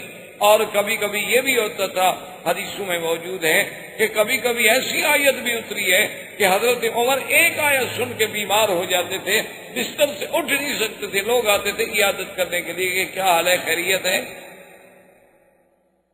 لیکن اللہ نے فرمایا تم کیسے لو کہ تم بیٹھے ہو اور ہنستے ہو. تو جب اللہ کا حکم آیا کہ فَاسْجُدُوا لِلَّهِ وَاعْبُدُوا فَسَجَدَ رَسُولُ اللَّهِ، حدیث میں آتا ہے کہ حضور سجدے میں گر گئے، مسلمان بھی سجدے میں گر گئے، اور کافروں پر بھی قرآن کا اتنا اثر ہوا کہ وہ کچھ نہ سمجھے لیکن وہ بھی سجدے میں گر گئے. قرآن کا ایک اثر، کیسے اثر؟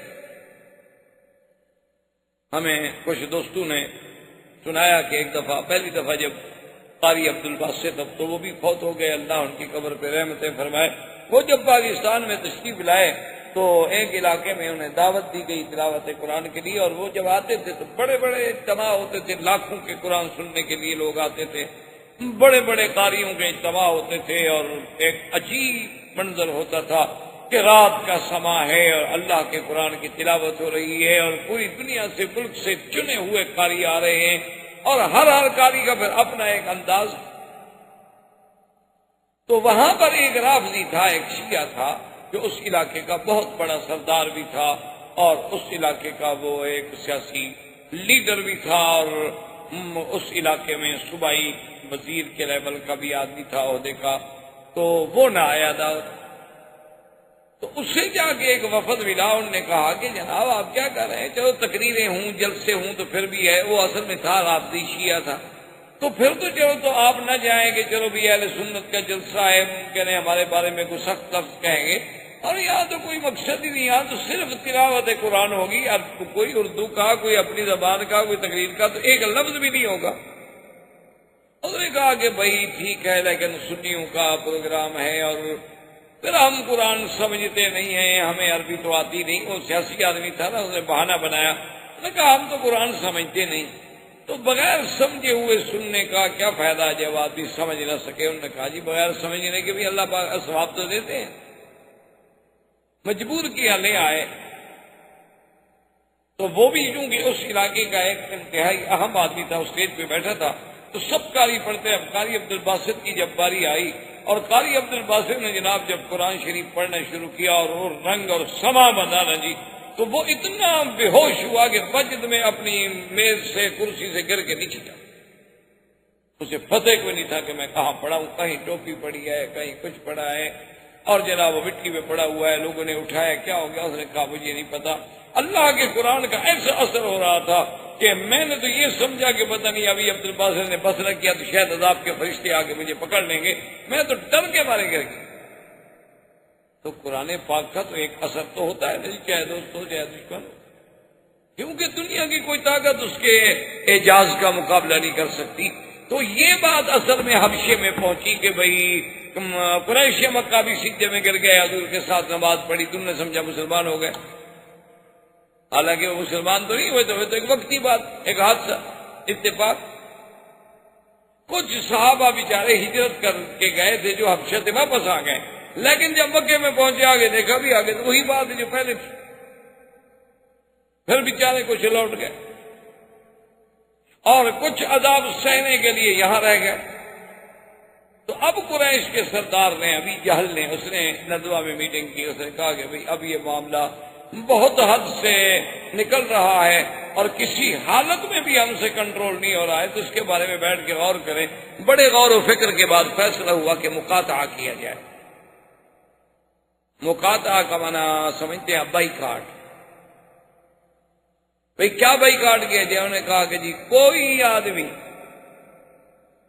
محمد رسول اللہ صلی اللہ علیہ وسلم کے خاندان بنو ہاشم سے کوئی آدمی بھی لین دین نہ کرے، کوئی آدمی بنی ہاشم جو ہیں بنی ہاشم کے پاس نہ جائے، کوئی آدمی بھی بنو ہاشم کو اعانت نہ کرے، اور لا یتزوجہم ولا یزوجہم، نہ تو ان سے شادی کرے اور نہ ان کو کوئی رشتہ دے۔ بنو ہاشم کے ساتھ بالکل مقاطعہ، پکا مقاطعہ کر دیا جائے۔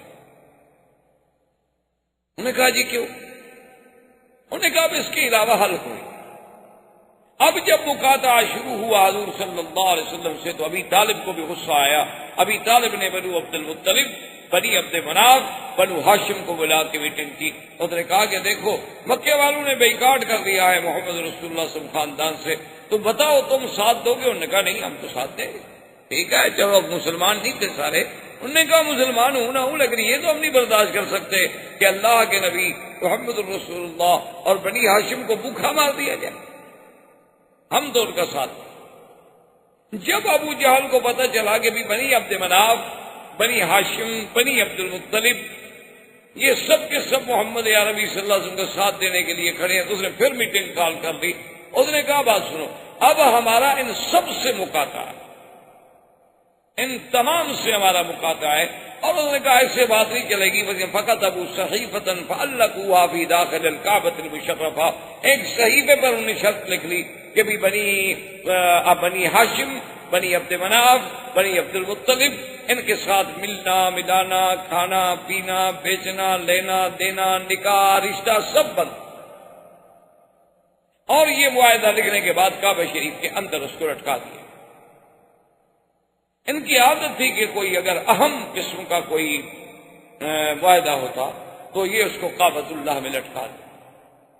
اب جناب مقاطعہ شروع ہوا تو ابی طالب نے بھی سوچا کہ بھئی یہ مکے میں تو اتنی پابندیاں ہیں، اس کا ہم کب تک مقابلہ کریں گے؟ تو یہ لوگ مکے سے اٹھ کے باہر وادی میں چلے گئے جس کا نام شیب ابی طالب پڑ گیا۔ ابھی بھی ایک علاقے کو شیب ابی طالب کہا جاتا ہے، لیکن علماء تاریخ نے لکھا ہے کہ وہ یہ جگہ نہیں تھی بلکہ وہ تو بہت مکہ سے کچھ بہت دور تھی۔ یہ بھی ابی طالب کا چونکہ جگہ تھی اس لیے یہ بھی شیب ابی طالب کہلاتا۔ آپ اگر مروہ کی جانب سے نکلیں تو جہاں مولد الرسول صلی اللہ علیہ وسلم ہے، جہاں حضور پیدا ہوئے، اب وہاں مکتبہ ہے، حرم کی لائبریری ہے دینی کتابوں کی۔ اس سے آپ غزے کی طرف اگر جائیں تو جب آپ اوپر کے حصے میں جائیں گے تو یہ علاقہ شیب ابی طالب ہے، اور پھر اس کے ساتھ شیب عامر ہے، اور شیب عامر کے ساتھ اب جہاں آپ نے دیکھا ہوگا نا کچھ سرنگیں آگے ملتی ہیں، یہ وہ جگہ ہے جس کا نام ہے خندمہ۔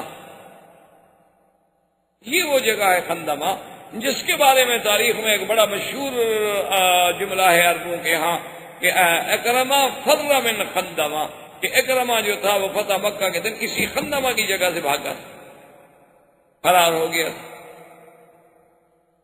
تو اب جناب وہ باہر چلے گئے، انہوں نے کہا کہ چلو ہم باہر جا کے رہتے ہیں مکے والوں کے ساتھ، اب ہم کیا کریں جب بھی ہمارے ساتھ ملتی ہی نہیں۔ تو اب انہوں نے آپس میں جو کچھ ایک دوسرے کے ساتھ تھا وہ مدد کی، لیکن آخر وہ مدد کب تک چلے؟ حکیم ابن حزام ایک شخص ہے، وہ بھی کافر تھا، مسلمان نہیں تھا، بعد میں اسلام اللہ نے نصیب کیا۔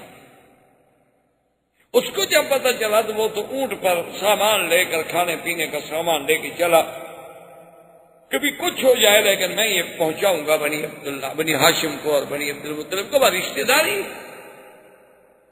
تو جب وہ حکیم ابن حزام آیا مکہ کے قریب تو ابھی جہل راستے میں مل گیا بدبخت، اس نے کہا الی این یا ابی حکیم ابن حزام، فقال ھذا شانی، انہوں نے کہا کہاں جا رہے تھے؟ کہا میری مرضی۔ کیوں جھوٹ بھی تو نہیں بولنا چاہتا تھا؟ اس نے کہا ہاں مجھے پتا ہے کہ تم یہ بنی ہاشم کی مدد کے لیے جا رہے ہو، تمہاری رشتے داری ہے نا بنی عبد المطلب کے ساتھ، تو آج تمہارا دل بھی پسیج گیا۔ اس نے کہا چھوڑو، میں جہاں بھی جا رہا ہوں میری مرضی۔ اس نے کہا کہ نہیں یہ نہیں ہو سکتا، میں تمہیں نہیں چھوڑ سکتا کہ تم جا کے میرے دشمنوں کو کھانے پہنچاؤ۔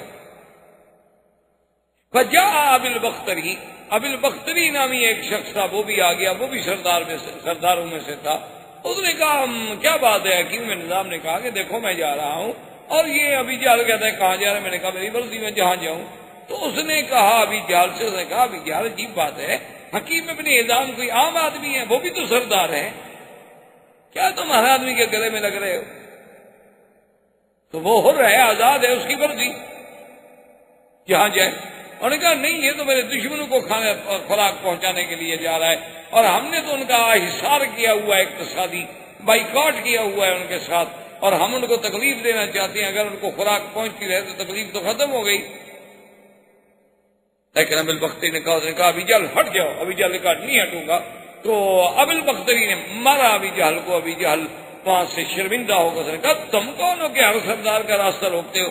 اگر یہ ہے تو پھر میں بھی اس کے ساتھ۔ اتنے واقعات کے باوجود بھی لیکن سوال ہے کہ جی وہ کھانا کہاں پورا ہو، حتیٰ کہ ایسا وقت بھی آ گیا ہے کہ اس محاصرے کے دوران ایک شخص جو بنی عبد المطلب سے تعلق رکھتا ہے وہ کہتا ہے کہ میں رات کو گیا، ایک مردہ اونٹ پڑا ہوا تھا، تو اس کا سب کچھ اندر سے تو کھایا جا چکا تھا، صرف اس کی کھال پڑی ہوئی تھی، تو میں کھال اٹھا کے لایا، اس کو ہم نے دھویا، دھونے کے بعد اس کو ہم پکا پکا کے کھاتے رہے کہ اور کوئی چیز ہی نہیں۔ آج تھے اور اللہ کا شکر نہیں کرتے۔ دیکھیں کہ اللہ کے نبی ہیں، اور ان کا جرم کیا ہے کہ اتقتلون رجلا ان یقول ربی اللہ، کہ کیا تم ایسا آدمی کو قتل کرنا چاہتے ہو؟ جرم کیا ہے کہ وہ یہی کہتا ہے کہ اللہ ایک ہے، بس یہ جرم۔ بھئی تم اسلام نہیں لانا چاہتے، نہ لاؤ۔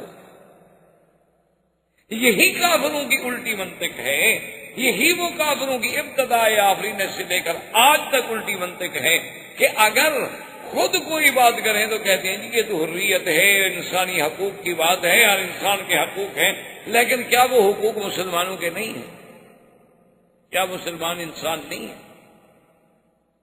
اگر حقوق انسانی کے تم اتنے بڑے علمبردار ہو تو جہاں 50 لاکھ مسلمان شہید ہوتا ہے وہاں تمہیں حقوق انسانی نظر نہیں آتی۔ یہی حال اس وقت بھی تھا کہ ابو جہل اور تمام کافر، ابی لہب، عتبہ، عتیبہ، شیبہ، ربیعہ، ولید بن المغیرہ، اعداء اسلام، ان کے گھروں میں تو کھانے پک رہے ہیں، اور بنو عبد المطلب کے گھر میں، ابی طالب کے گھر میں، بنی ہاشم کے گھر میں، سیدنا محمد الرسول اللہ صلی اللہ علیہ وسلم کے گھر میں فاقہ۔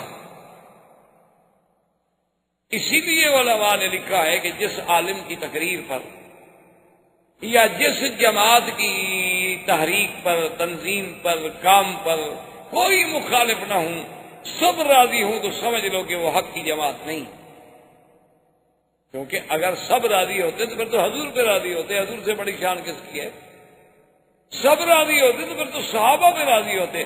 سب راضی ہونے کا معنی یہ ہے کہ وہ مولوی کبھی حق کا کلمہ نہیں کہتا، بلکہ وہ ہر لوگوں کو خوش کرتا رہتا ہے۔ محرم آیا تو شہادت حسین پڑھ دی، 11ویں کا دن آیا تو 11ویں شریف کی فضیلت بیان کر دی، کوئی عرس شریف کا مقام آیا تو حضرت معین الدین اجمیری کی کراماتیں سنا دی، کوئی حضرت محبوب گیلانی کو ماننے والے لوگ زیادہ آ گئے تو حضرت گیلانی کے فضائل بیان کر دیے، اور دیکھا کہ ماشاءاللہ کچھ لوگ اس قسم کے بھی آئے ہیں، تازہ مکہ سے ہو کے آئے، ان پر کچھ توحید کا تھوڑا تھوڑا اثر ہے، تو ایک آدھی تقریر توحید پہ بھی کر دی تاکہ سب خوش رہیں، سب راضی رہیں۔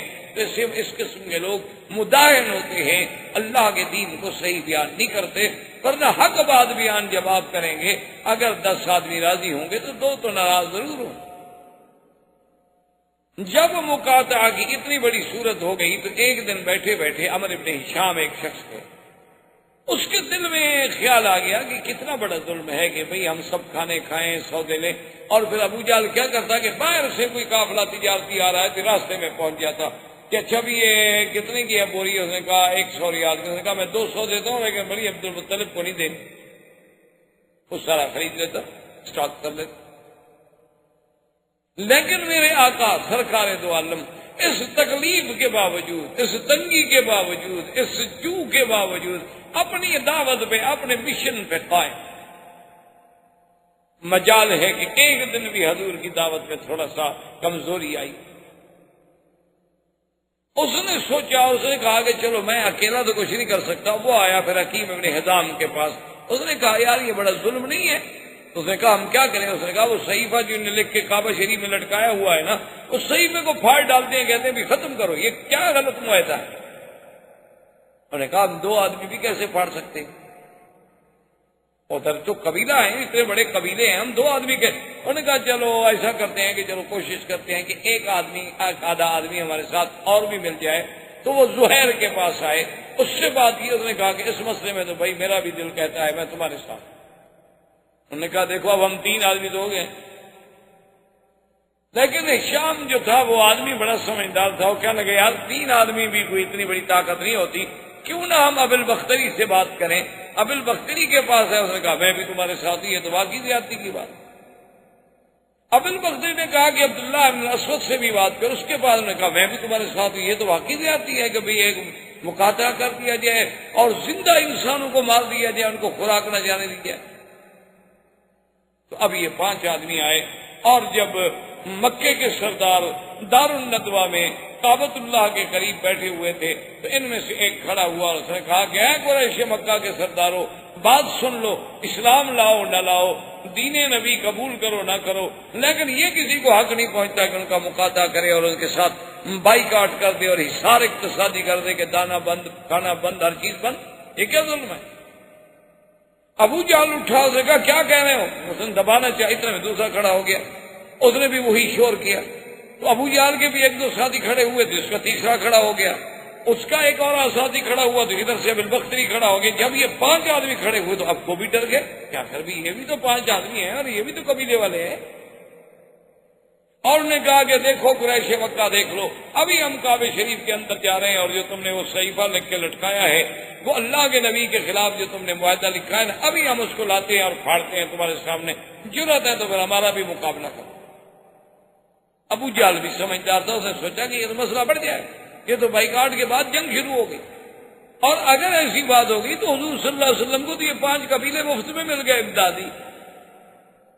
تو وہ چپ رہا، اور وہ کہتے ہیں کہ جب ہم کعبے کے اندر داخل ہوئے اور اس صحیفے کو اتارا تو کیا دیکھتے ہیں کہ اس کو تو دیمک کھا چکی ہے، صحیفے میں کوئی لفظ ہی باقی نہیں، آخری کونے کاغذ کے باقی ہیں۔ اللہ کو بھی یہ منظور تھا کہ یہ معاہدہ باقی نہ رہے، اور وہ باہر لے کے آئے، انہوں نے آ کے قریش کو دکھلایا، انہوں نے کہا ظالموں، جو تم نے معاہدہ کیا تھا دیکھو کعبۃ اللہ میں دیمک کیسے آ گئی، اور ایک لٹکتی ہوئی چیز کو کیسے اس نے ہضم کر دیا۔ تو اس کا مطلب یہ ہے کہ وہ رب کعبہ بھی یہ چاہتا ہے کہ یہ ظلم ہے اور ظلم کبھی قائم نہیں رہے۔ تو اب وہ مقاطعہ تھوڑا سا ختم ہو گیا، تو حضور صلی اللہ علیہ وسلم نے سوچا، اور اس وقت تک تقریباً 70 آدمی جو تھے وہ اسلام لا چکے، 83 آدمی حبشے میں موجود تھے، اور 70 آدمی جو تھے وہ مکے میں موجود تھے جو اسلام لا چکے تھے۔ بعض لوگ جو تھے وہ کھل کے کہہ دیتے تھے حضرت عمر کی طرح، لیکن اکثر لوگ جو تھے وہ اپنے آپ کو چھپا کے رکھتے تھے، جرأت کے ساتھ کھل کے میدان میں نہیں آتے۔ ابھی حضور صلی اللہ علیہ وسلم سوچ رہے تھے کہ وہی سال ہے کہ جس میں پھر ابی طالب فوت ہوئے۔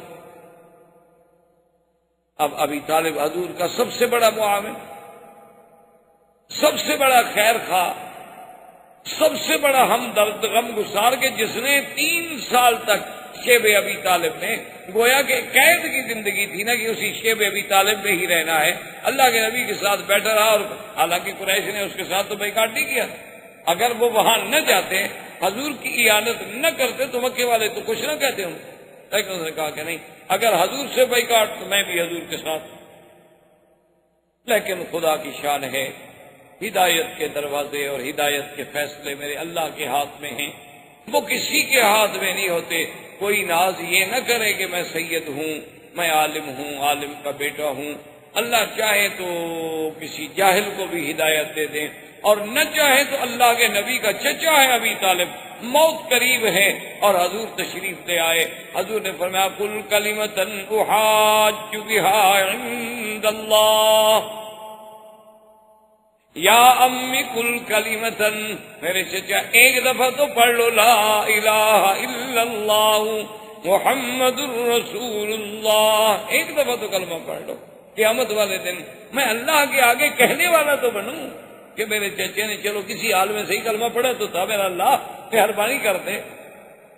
اور ابی طالب بھی چاہتا ہے اور کہتا ہے واللہ انی احب ان اقر عینک، کہتا ہے خدا کی قسم ہے میں چاہتا ہوں کہ میرے بھتیجے میں تمہاری آنکھوں کو ٹھنڈک پہنچاؤں، لیکن یعیرنی قومی، میری قوم مجھے ہمیشہ تانا دے گی کہ ابی طالب جو تھا وہ ڈر گیا، اور ابی طالب جو تھا وہ ڈر گیا، لہذا میں اس تانے کو نہیں برداشت کر سکتا۔ انا علی دین عبد المطلب، میں عبد المطلب کے دین پہ ہوں، میں آپ کا دین قبول نہیں کرتا، اور اسی پہ اس کو موت آ گئی۔ فقام رسول اللہ صلی اللہ علیہ وسلم حزینا، حضور صلی اللہ علیہ وسلم اتنے غمگین ہوئے، اتنے غمگین ہوئے کہ جس کی کوئی حد نہیں تھی۔ اللہ نے قرآن نازل فرمایا انک لا تہدی من احببت ولکن اللہ یہدی من یشاء، کہ میرا بدنی آپ کے ہاتھ میں تو ہدایت نہیں کہ جس کو آپ محبوب رکھیں اس کو ہدایت دینے میری مرضی، میں چاہوں تو حضرت نوح کے بیٹے کو بھی ہدایت نہ دوں، میں چاہوں تو ابراہیم کے ابا آزر کو بھی ہدایت نہ دوں، اور میں چاہوں تو فرعون کی بیوی کو مومنہ بنا دوں، یہ تو میری مرضی ہے، یہ تو میرا نظام ہے، اس میں تو کوئی دخل نہیں دے سکتا۔ کتنے بڑے بڑے علماء ہیں جن کی اولادیں جاہل، کتنے لوگ ہیں جو ان کے ماں باپ بالکل الف جاہل لیکن اولادیں بڑے بڑے علم حاصل کر چکی۔ یہ اللہ کی شان ہے، اللہ کا نظام ہے۔ اچھا خدا کی شان دیکھیں کہ ایک طرف دشمنوں کا مقابلہ اور دوسری طرف جو معاون، ایک معاون تھا مکے میں وہ بھی مر گیا، کوئی ایک امتحان تو نہیں آیا حضور پہ۔ اور ابھی 2-3 مہینے گزرے تھے کہ سیدہ خدیجہ بھی فوت ہو، 3 مہینے یا اس سے کچھ کم زیادہ۔ سیدہ خدیجہ رضی اللہ تعالی عنہا محسنہ اسلام، حضور کی سب سے پہلی بیوی، حضور کی تمام اولاد کی ماں، اور سب سے بڑی محسنہ، جس نے اپنا مال، اپنا سب کچھ جو تھا وہ حضور پہ لٹا دیا، وہ بھی فوت ہو گئی۔ اسی لیے اس سال کو عربی میں کہتے ہیں عام الحزن، یہ تو سال ہی غم کا تھا بھائی، اس لیے اس کو عام الحزن، عام الحزن سے تعبیر کیا جاتا ہے کہ ہر طرف سے غم ہی غم۔ لیکن اللہ کے رسول کے پائے استقلال میں کوئی لچک، اپنی بات پہ قائم۔ اب حضور صلی اللہ علیہ وسلم نے سوچا، کیونکہ حالات کچھ ایسے ہو گئے کہ جب تک ابو طالب زندہ تھا تو مکے کے بڑے بڑے سردار جو تھے نا، وہ تو حضور کے سامنے آ کے گستاخی کرتے تھے، جیسے ابو جہل تھا، ابو لہب تھا، عتبہ عتیبہ تھا، ولید بن المغیرہ تھا، ابی بن خلف تھا، عقبہ بن ابی معیط تھا، یہ لوگ تو گستاخیاں کرتے تھے، لیکن عام آدمی کو ضرورت نہیں ہوتی تھی کہ حضور کے سامنے گستاخی کرے۔ لیکن جب ابی طالب فوت ہو گئے، اب تو پھر ہر بندہ شیر ہو، اب تو صفحائے مکہ، عام بچے بھی حضور جہاں سے گزرتے تھے نعوذ باللہ گالیاں، حضور جہاں سے گزرتے پتھر برساتے، حضور جہاں سے گزرتے راستے میں کانٹے بچھا دیتے۔ اب حضور صلی اللہ علیہ وسلم نے سوچا کہ معاملہ چونکہ اس حد تک چلا گیا ہے تو اس کا کوئی حل سوچوں، کیوں نہ ہو کہ میں مکے سے کچھ باہر نکلوں، کہ شاید اللہ تبارک و تعالی میرے آبان و انصار جو ہیں کچھ باہر سے پیدا کر دیں۔ حضور صلی اللہ علیہ وسلم یہ سوچ کر طائف کے لیے نکلے، چونکہ سب سے قریبی شہر اس وقت طائف، اور آپ اسی سے اندازہ کریں کہ حضور نے یہ سفر جو ہے پیدل طے کیا۔ آپ ایک دن ذرا یہاں مکے سے پیدل تو طائف جا کے دیکھیں۔ ویسے تو ہم سب دعوے دار ہیں نا، مسلمان ہیں اور ماشاءاللہ حاجی صاحبان ہیں اور ماشاءاللہ عاشق رسول ہیں، اور ہم تو جی اتنے عرصے سے مکے شریف میں رہتے ہیں، مدینہ شریف میں رہتے ہیں، پتہ نہیں دل میں خیال ہوتا ہے کہ ہم سے تو اب کون بڑا ہو سکتا ہے نیکی میں، ہم تو پہنچے ہوئے لوگ ہیں۔ ایسے ایسے لوگ ہیں ماشاءاللہ کہ آ کر ایسی ایسی باتیں بتاتے ہیں، وہ سمجھتے ہیں کہ چند دن مکے میں ہم نے رہ لیا، عبادت کر لی، شاید ہمارے کو مراتب بلند ہوگا۔ اللہ کے بندے ہیں، آپ دیکھیں ذرا تصور تو کریں نا، مراتب تو تب بلند ہوتے ہیں جب اسلام کے لیے کوئی قربانی بھی تو دو نا۔ یہ کیا ہمارا اسلام ہے کہ ہم عرب 1 ارب سے زیادہ کی تعداد میں ہیں، اور بجائے اس کے کہ کافر ہم سے ڈرتا ہم کافر سے ڈرتے ہیں۔ یہ اسلام، اللہ کے نبی اکیلے ہیں، 70 مسلمان ہیں، وہ بھی کھل کے سامنے نہیں آ سکتا۔ آپ نے سوچا کہ چلو اللہ کے دین کو پہنچانا ہے تو طائف چلتے ہیں۔ حضور صلی اللہ علیہ وسلم جب طائف تشریف لے گئے تو طائف کے بالکل شہر کے باہر، یعنی گویا کہ آپ شہر میں جب داخل ہو رہے ہیں تو 3 آدمی، عبدیہ، لیل، حبیب اور مسعود، یہ 3 آدمی وہاں بیٹھے، اور یہ سردار تھے طائف کے، یہ بڑے بڑے روسا میں سے تھے، بڑے بڑے سرداروں میں سے تھے۔ انہوں نے جب دیکھا کہ قادم محمد صلی اللہ علیہ وسلم، حضور آ گئے، ان کو پتہ نہیں تھا۔ حضور نے فرمایا کہ دیکھو میرا نام محمد رسول اللہ ہے اور میں آپ سے کچھ باتیں کرنا چاہتا ہوں، اجازت ہے؟ انہوں نے کہا اہلاً، بیٹھے ہیں آپ، فرمائیے۔ حضور صلی اللہ علیہ وسلم نے دعوت توحید دی اور قرآن پڑھا، اللہ کا قرآن سنایا، تو وہ بدبخت تو سمجھ گئے کہ ہاں یہ تو وہ محمد پاک ہے جس کے قریش مخالف ہیں۔ تو عبدی علیہ غصے میں کھڑا ہو گیا، کہنے لگا واللہ لا اؤمن بک یا محمد، کہنے لگا خدا کی قسم ہے میں تم پہ ہرگز ایمان نہیں لے آ سکتا، تم کیسے نبی ہو؟ دوسرا کھڑا ہو گیا، تیسرا کھڑا ہو گیا، سب نے چیخنا شروع کر دیا، لا اؤمن بک لا اؤمن بک لا اصدق بکلامک، ہم تمہاری بات کو نہیں مانتے، ہم ایمان نہیں لے آتے، ہم ایمان نہیں لے آتے۔ اتنا شور کیا۔ حضور صلی اللہ علیہ وسلم فرماتے ہیں کہ میرے غم میں مزید اضافہ ہو گیا اللہ کے راستے میں۔ میں حیران ہوں کہ میرا مولا کہ میں نے یعنی مکہ چھوڑا، طائف آیا کہ شاید کوئی راستہ نکلے، یہاں بھی راستے مسدود ہو رہے ہیں۔ تو حضور نے فرمایا کہ میں نے ان سے بات کی، میں نے کہا کہ دیکھو تم سردار ہو، عقل والے ہو، چلو تم میری بات نہیں مانتے ہو نہ مانو، لیکن مجھے روکو تو نہیں، میں طائف والوں کو جا کے بات تو کروں۔ نے کہا ہم کیوں آپ کو روکے نہیں؟ حضور صلی اللہ علیہ وسلم نے طائف میں جانا، آپ نے کہا اچھا میں تو جاتا ہوں، اور انہوں نے جناب لڑکوں کو اور آباشوں کو حکم دیا حضور کے سامنے۔ حضور قرآن پڑھتے ہیں، وہ تاڑیاں پیٹتے ہیں۔ یعنی آپ اندازہ فرمائیں، آپ نے کبھی اپنے ساتھی کو بھی دین کے لیے نہیں کہا ہوگا، آپ نے اپنے کبھی کسی دوست کو بھی دین کے لیے آمادہ نہیں کیا ہوگا، اور کاروں میں بیٹھ کر بھی نہیں کہا ہوگا، لیکن خود سوچیں کہ حضور پاک نے کہاں طائف ہے، پیدل چل کے پہاڑیوں میں، اور ظالم کافر جو ہیں پتھر برسا رہے ہیں اور پاؤں سے خون بہ رہا ہے، پھر بھی محمد بدری کی زبان پہ اللہ کا قرآن۔ جیسے کہ کسی نے کہا تھا نا کہ سرے دار بھی پکارا، لب بام بھی صدا دی، میں کہاں کہاں نہ پہنچا تیری دید کی گگن۔ احباب کرام، اس کے بعد اب آپ اس مبارک سلسلے کی CD نمبر 9 سماعت فرمائیں۔ اس کے بعد اب آپ